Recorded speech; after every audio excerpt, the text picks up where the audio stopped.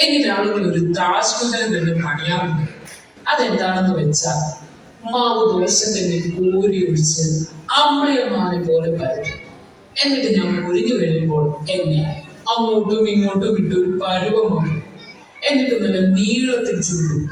അപ്പോൾ ഒരു റൈഡിൽ കയറിയ ഫീലാണ് എനിക്ക് കിട്ടുന്നത്.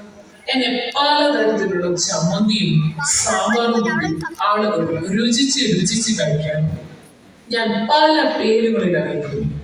തട്ടുദോശ, മസാല ദോശ, നീർദോശ, നെയ്റോസ്റ്റ്, അങ്ങനെ പല പേരുകളിൽ.